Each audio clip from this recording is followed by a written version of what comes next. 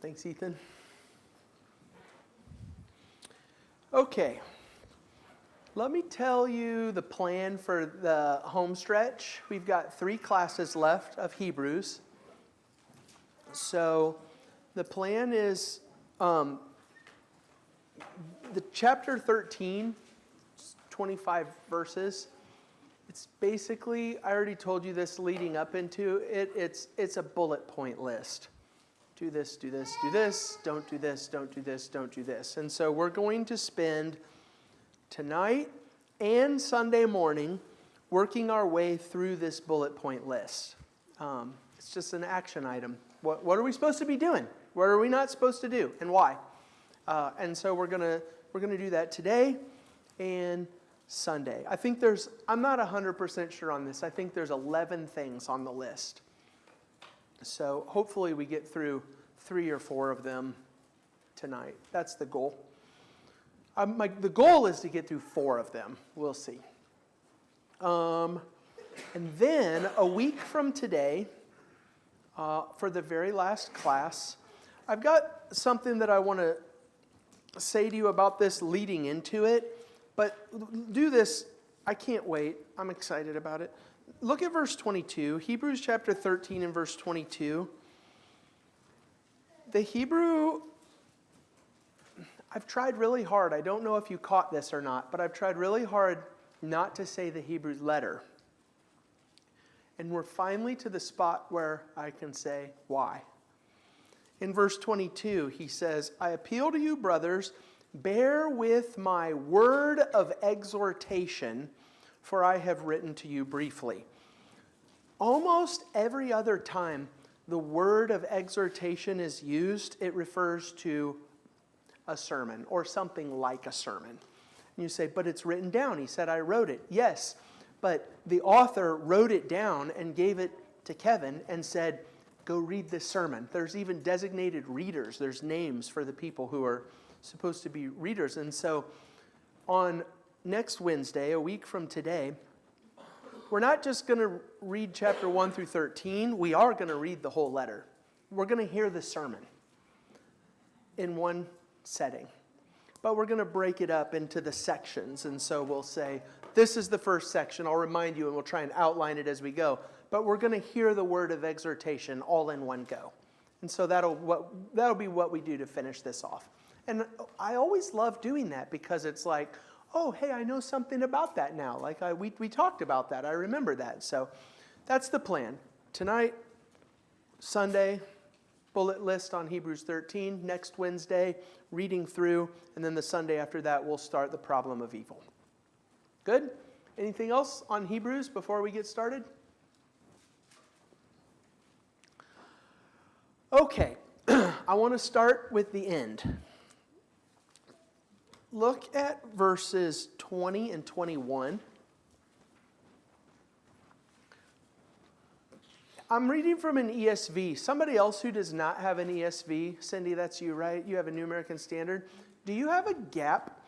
Do you have a gap between verses 19 and 20 with a heading there? What does your heading say in your New American Standard? Benediction. Yeah, me too. My ESV, there's a gap and it says benediction. But here's the thing. If our Bibles were not formatted, if the editors did not format it like that, and we were just reading through this section, we would not naturally stop and say, okay, the bullet list is over, now let's get to the closing prayer, the benediction. It's just a part of the thing, and I think when you read it, I think the great benefit of verses 20 and 21 is that he tells you what he just tried to accomplish with the list before. So let's start with this and say, okay, what are we hoping to accomplish with this? Verses 20 and 21, now may the God of peace, who brought again from the dead our Lord Jesus, the great shepherd of the sheep, by the blood of the eternal covenant, here you go, equip you with everything good that you may do his will, working in us that which is pleasing in his sight through Jesus Christ, to whom be glory forever and ever. Amen. So this list that we're about to look at is verse 21. What are we about to look at right now? We're about to look at a list that equips us with everything good to do God's will so that we can be pleasing in His sight. That's the title. That's the title of this list. Let's be equipped to do God's will. Sound good? Start with the end. Anything you want to say about that before we start the list? All right. What about you? Nothing? Not yet? I'll keep coming back to you. We'll see. You'll have something good for me tonight. All right. Number 1 is verse 1. Let brotherly love continue. Now, obviously, there's a lot that I have to say about this, but I'll just stop. Like, okay, here's the list. What do you got to say about this? If there's nothing just randomly from the very start, is anybody surprised that this is the first thing on the list? I mean, sometimes the focus of a letter is the opposite of that, directly addressing that there's brotherly division. I don't feel like we've had a ton of that, though, in this book, so would assume that they are together. Yeah. And doing things together. One of the things that we're going to look at, I keep going back to this, chapter 10 and verse 33. Sometimes you were publicly exposed to reproach and affliction, sometimes being partners with those so treated. Like, okay, you know, you're working together in difficult circumstances. Then verse 34, you had compassion on those in prison. You're helping people who need help. We'll actually talk about some of that stuff on our list, but yeah, like, hey, you're doing good with your brotherly love. Keep going. Let it continue. Any others on love, brotherly love? Yes, Cindy? This isn't on love. I should have raised my hand before you put that up. But in verse 28 of chapter 12, where it says, by which we may offer to God an acceptable service. And then later on in verse 15 of chapter 13, it says, through him then let us continually offer up a sacrifice of praise. I had a note, and I thought it was interesting, and I don't know where I wrote it. But it says, below is what, in chapter 13, is what we can do. We don't have any more animal sacrifices, but our sacrifice will be, and then he starts listing that. Yes. And I thought that was interesting because, imagine, that's what they did all the time. And now, no, that's not going to be what you do. Yeah. I thought that was kind of interesting. Let's follow that. Let's follow that thought for just a second. Go over to Romans chapter 12, because I did not think about the way that you're saying that right now, but I think that this fits really good, especially with another example here in Romans chapter 12 and verse 9. This is the end of Romans, and it's the same kind of thing that's happening in Hebrews. You come to the end of the letter, here's a bullet list. Do these things. And look at the very first thing. Let love be genuine. But whenever I teach that, in fact, we've done this on a Wednesday night. It's a third quarter Wednesday night where a different man teaches a different thing on this bullet list every time. But whenever I teach this one and I talk about that first one, let love be genuine, I always ask the question, is that the first thing on the bullet list, or is that the title of the list? You know what I'm saying? Like if it's the title of the list, it's here's what love looks like. Boom, boom, boom, boom, boom. Rather than do this, do this, do this, do this. But I really like your idea there, Cindy, where you talk about how here is what we're supposed to do. We don't offer animal sacrifices. Hebrews, we've been talking about that a lot. But that doesn't mean we don't offer sacrifices. We do offer sacrifices, and here's a list of what they are. That's awesome. I like that a lot. Good, thank you for that. Others? A couple things that I'll throw out here on on this let brotherly love continue. The word brotherly love is Philadelphia, which probably you've heard that 1,000 times. The phileo is one of the words for love that refers to a family kind of love. And adelphos, the other side of that, is brother. And so brotherly love.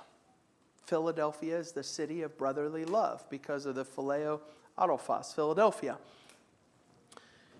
And the word is used 6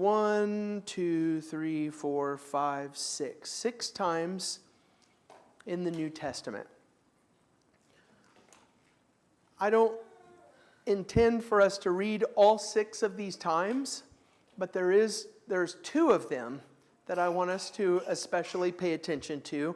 The first one is Romans chapter 12 and verses 9 and 10, where we were just a second ago. And that is, let love be genuine, right? We just read the verse, let love be genuine.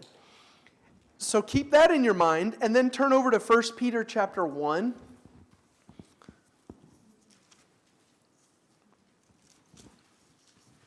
This is another time where Philadelphia is used. 1 Peter chapter 1 and verse 22. It says, having purified your souls by your obedience to the truth for a sincere brotherly love, love one another earnestly from a pure heart.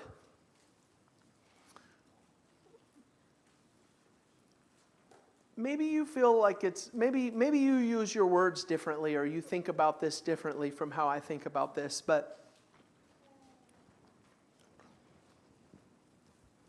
if we talk about brotherly love, and I'm like, love you, brother, okay. That should be enough. That should be, like, seriously, like, hey, love you, brother, we're good. That's good. But does it, I'm not going to say doesn't it, I'm going to say for me it does. Does it change that brotherly love thing if I say, I genuinely love you? Romans 12 says, let brotherly love be genuine. Or if I say, I sincerely love you. Like, you add those 2 words on there, and I've just made it weird. Right? Because love you, brother, is one thing. I genuinely love you. That's uncomfortable. But the thing about that brotherly love that I want us to really think about, though, is this love that we're talking about here at the end of this Hebrew letter is not, hey, I love you, brother. It is a real, genuine, and sincere love that we have, that we're supposed to have with each other, and that we continue on with each other. So you can say, love you, brother, and that's great, and most of us understand what that means, and that does it for us, right? That's great. But the genuine love, that's the proof's in the pudding, right? You know, you call me up at 5:30 in the morning and ask me to go help me do something, and I do it. That's genuine love. You know, you're doing something, that acting on that brotherly love. Yeah, Caleb. I feel like when you say, I genuinely love you, I feel like that's something that's reserved for sad occasions, like at funerals, when someone loses a loved one. But when you say love your brother, it's when someone achieves something or you achieve something. Yeah, like a congratulations kind of thing. So Caleb mentions when you say, I genuinely love you, brother, I sincerely love you, you said it's reserved for like funerals or sad occasions, which is a perfect transition into what I want us to do with every single one of these things on this list. Why would this thing, so the very first thing on the list here, Hebrews 13 and verse 1, let brotherly love continue. How does that item fit into the whole rest of the letter? Right? Because it's not like, hey, new class, we're going to start a bullet list. We're at the very end of a letter, And what we need to do is not just say, hey, cool, we learned about this, but say, how does this thing fit into chapters 1 through 12? I think they're continuing to endure struggles and things that are trying to pull them and take them away from following Christ. That this is another thing. There's not going to those things are not going to end. Those things are not going to stop. Yeah. And it'd be really sometimes just I'm just going to come and be myself and not reach out to help others. And I think this is an encouragement to continue to, even in the midst of persecution, still be outwardly focused to your church family. Yeah. Yeah. Like, hey, life is really hard right now for these people. It just, I don't want to say just does a tiny little bit, because that's not true. But it's just an extra little piece when life's super extra hard like it is for these people right now, to step in a room full of genuine and sincere love for each other. It's like, okay, this is what we need in these circumstances. You got another one? Another one, Hebrews 10:24, reminds me of what we're talking about here in 13:1, but let us consider how to stir up one another to love and good works. That's genuine, Yeah, loving one another, helping your brother. yeah. Then you're back to your action too. It could be the case that internally they're struggling within one another. Some would be faithful, no, we need to maintain and continue our brotherly love and continue as Christians, Jewish Christians, when others would maybe lean more towards, well, maybe we need to go back to Judaism. And they're not being, well, I mean, we don't know, but maybe they weren't being as persecuted as the Christians at that moment. And so it's a little less heat. So Yeah, you've got that brotherly love of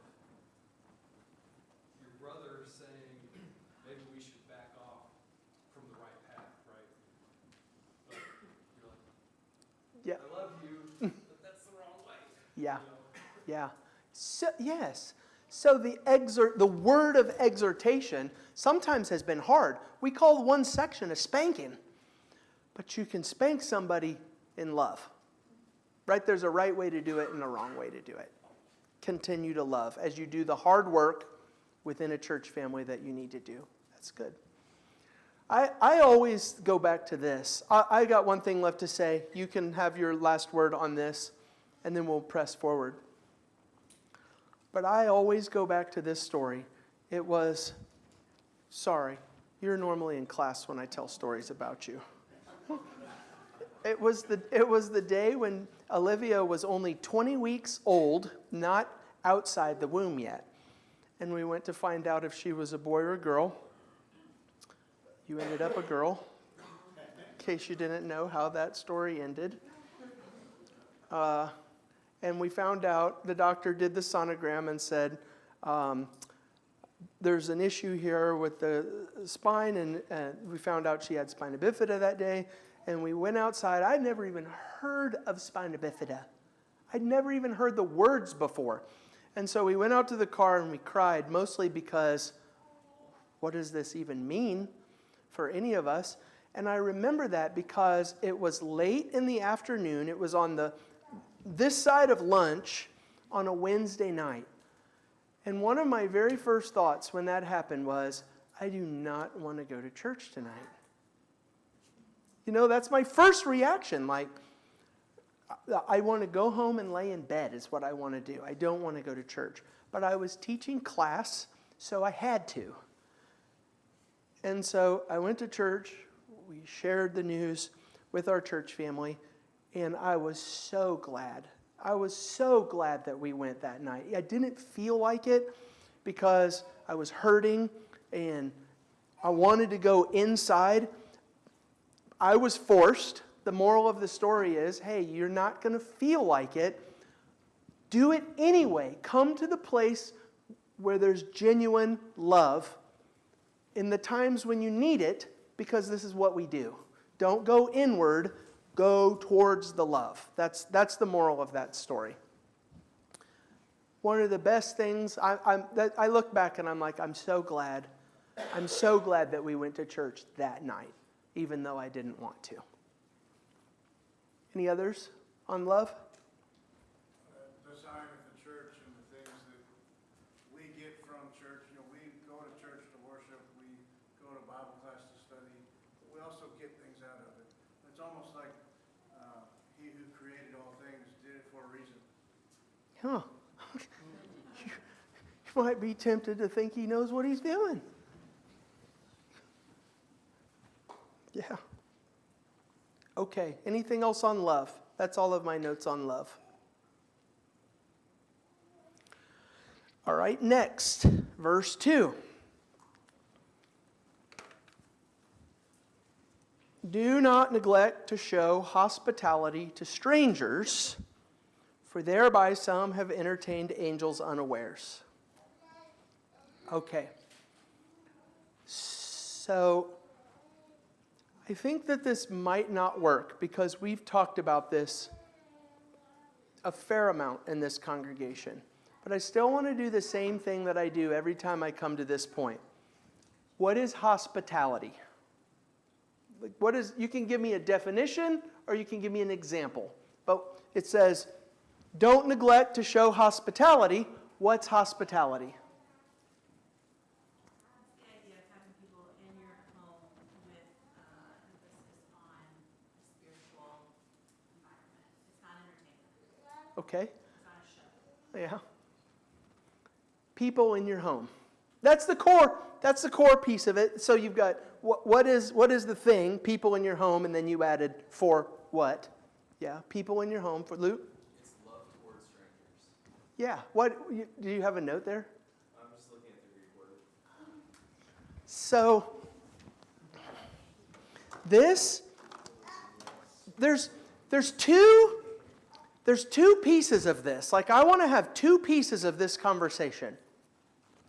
I wish I could just, if I would have just put it up there, I could click it for you, but I didn't. Sorry about that. So you've got Philadelphia, love for my brother. And then you've got hospitality,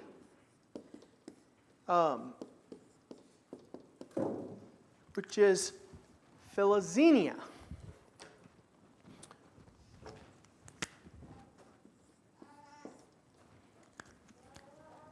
You know Xenia.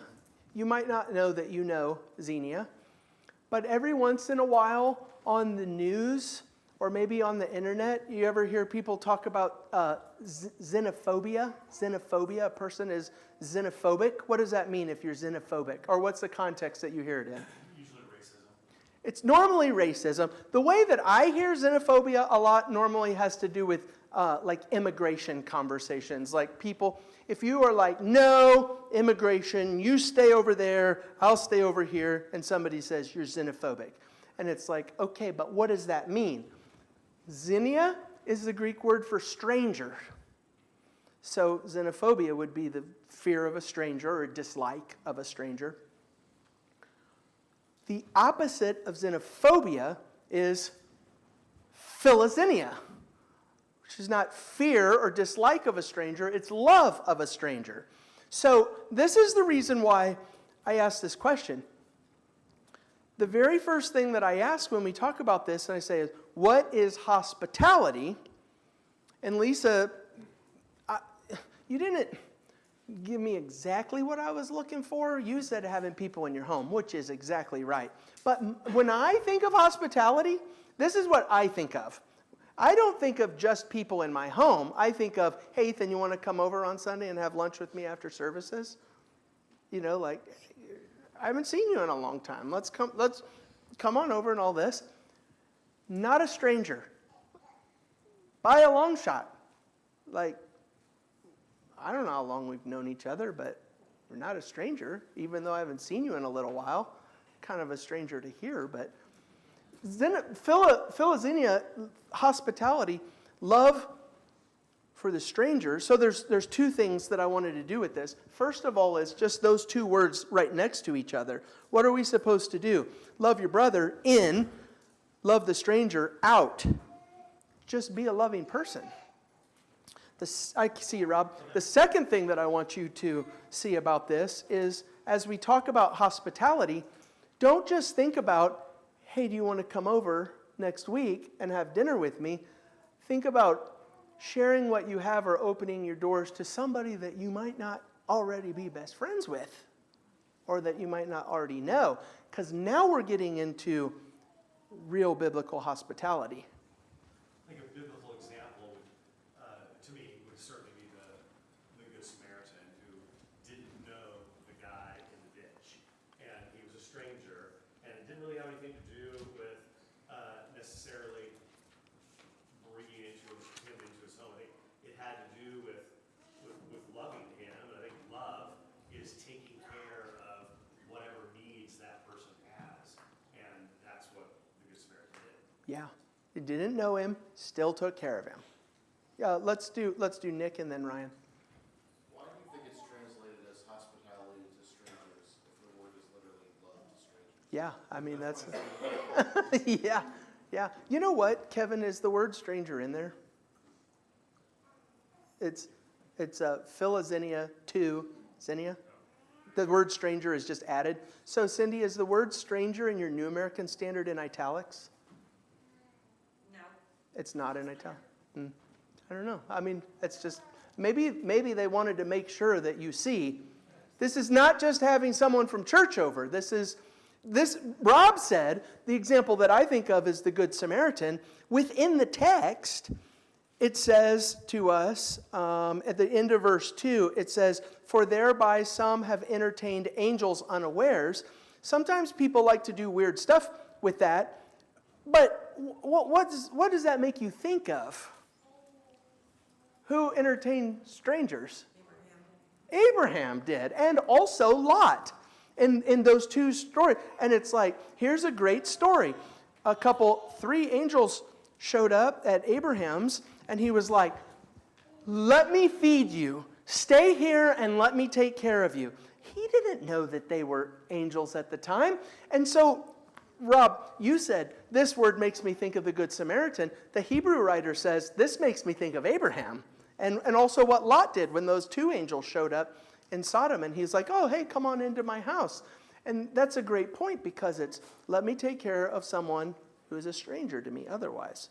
Yeah. Makes me think of Jesus because he said, you clothed me when I was naked, you fed me when I was hungry.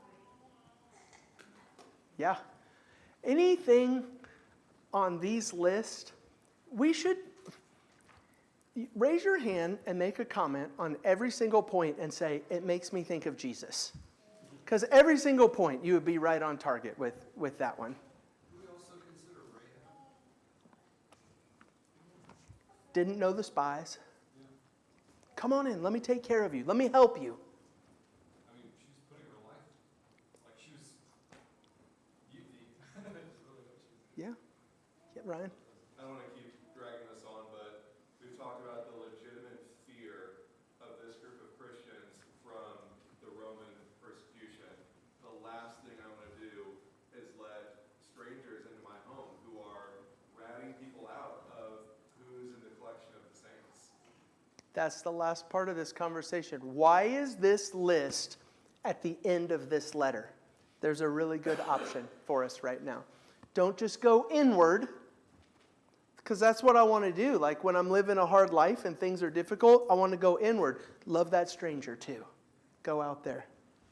Just because you open your physical doors to someone, yes, it may make them feel welcome, but when you open your spiritual doors to someone, it shows them a whole new side of you that can guide them to a happy life. Yeah. We could get to know each other better too, right? Yeah. A lot better than, hey, thanks for coming to church. Like, you want to come in and have a meal with me? We get to actually get to know each other. Anything else on hospitality?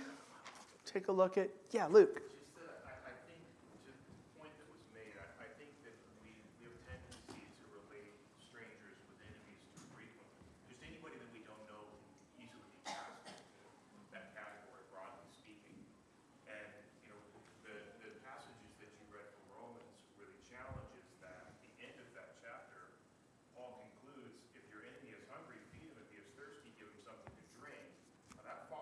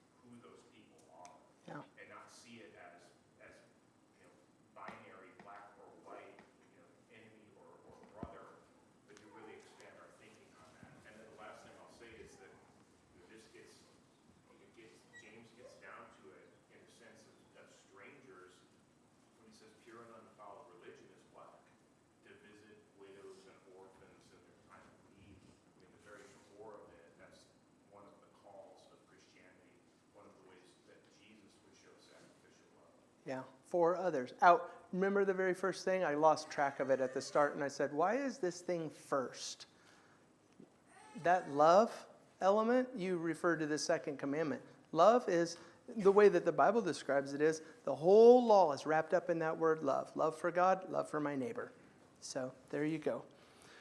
I'm looking at, no, I'm not anymore. You can find the word in Romans 12:13. Let me read you a definition, just so you can see something about this philozenos. This is from Lowe and Nida. To receive and show hospitality to a stranger, that is, someone who is not regarded as a member of the extended family or a close friend. It's actually within the definition of the word. So, okay, two things when we find ourselves, no, that's not true. Let's do this all the time. The Hebrew audience is in a time of suffering and persecution, and the word to them is, hey, listen, what do you do in these circumstances? Love each other, love other people. There's the great, start with that. Love each other, love other people. But I was going to say, when we find ourselves in this situation, we don't have to wait for that. Let's just do it anyway. Like, even if we're not suffering, let's just go ahead and love each other and love other people. Any others on hospitality? Number 3 is verse 3. Remember those who are in prison as though in prison with them, and those who are mistreated, since you also are in the body. Remember those who are in prison. I regret, I typed out this. Here's my problem.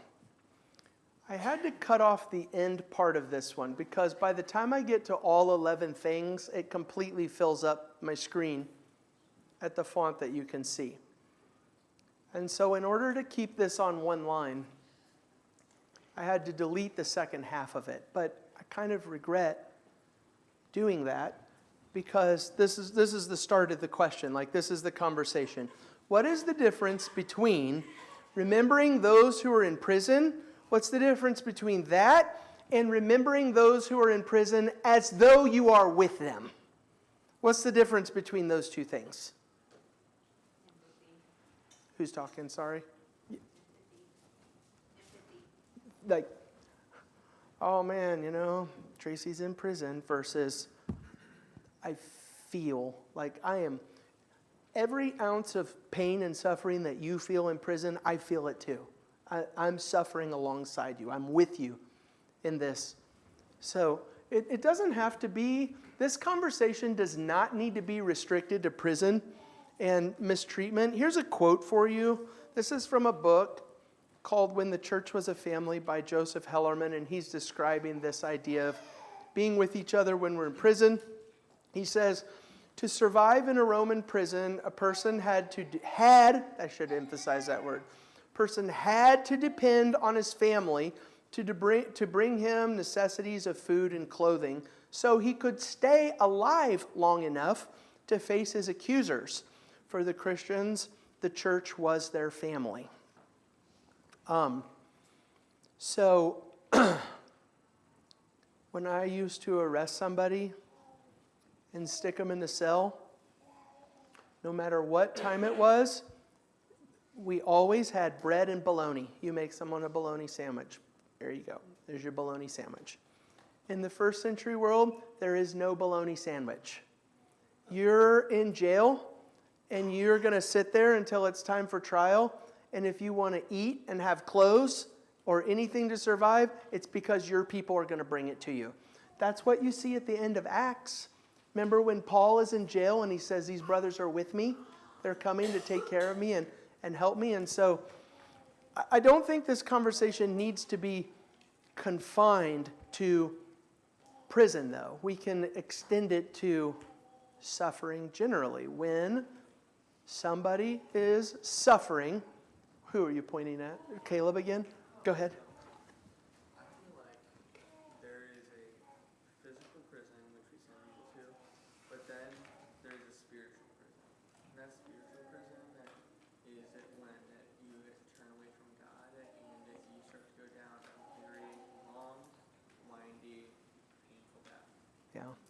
You also make me think about physical prison, but also there's such a thing as emotional prison.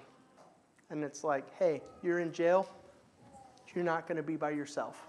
Anybody else think about Job and his 3 friends who were still his friends when they came and sat with him?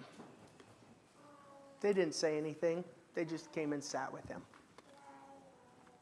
So this is where I've got Matthew 25. Emma, you referred to Matthew 25 when you talk about Jesus with the giving someone a drink. In that same context, in the Matthew 25, he talks about you took care of those in prison, in jail. I mean, that one is specifically listed, so there's your Jesus connection. And I think that we can especially appreciate this one in the Hebrew letter. Hey, there are a lot of our people who are suffering right now, and it's our job. It is our responsibility as a family to make sure that this person knows that you are not suffering alone. We're going to do this together.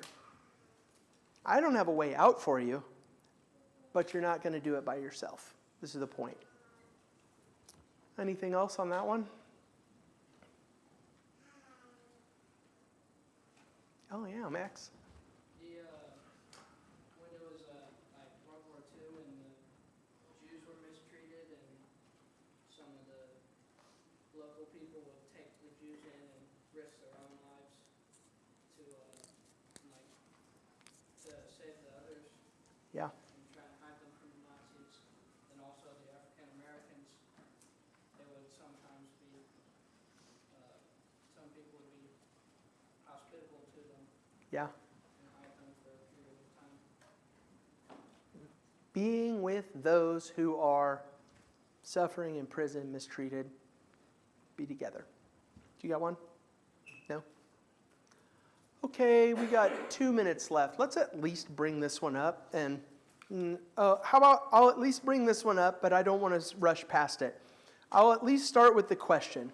Dave, you can come at this one since you felt the same question the last time that we talked about this in this kind of class. Chapter 13 and verse 4 says, "Let marriage be held in honor among all, and let the marriage bed be undefiled, for God will judge the sexually immoral and the adulteress." Okay, so I want to start with the end on this one. We're very aware, because we've been talking about it for 3 months, we're very aware of what the Hebrew audience was living in right now, and their suffering and their circumstances are difficult and all this.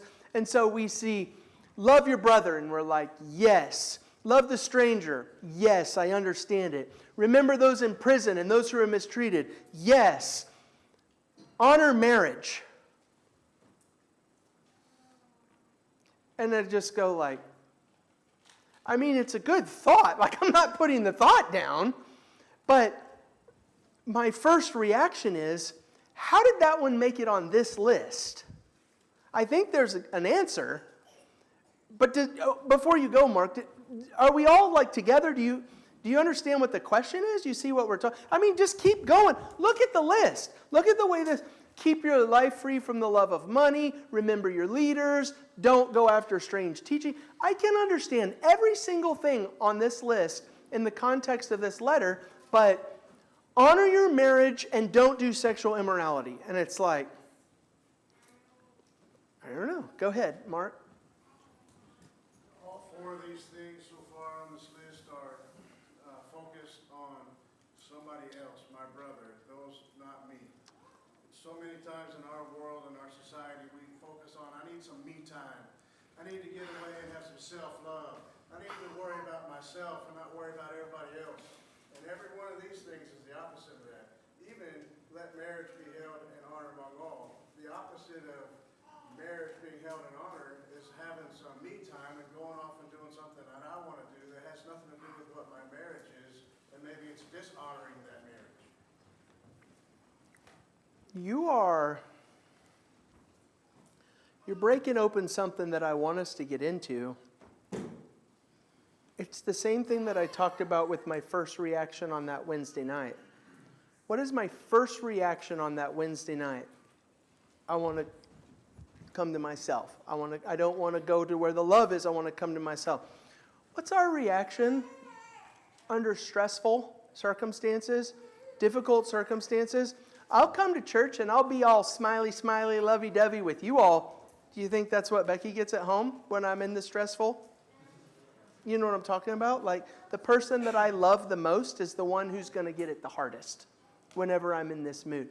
I wonder if that is a part of this thing. It's like, hey, life is hard right now.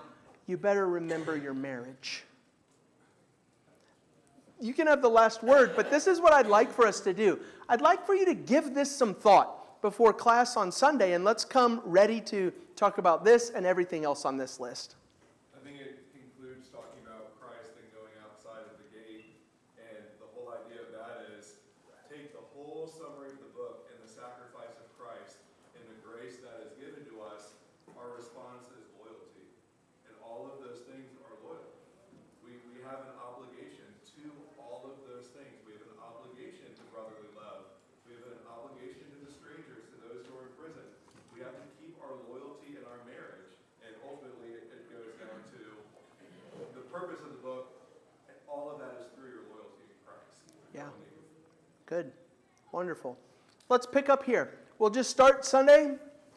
Start on Sunday. We'll just keep going where we left off.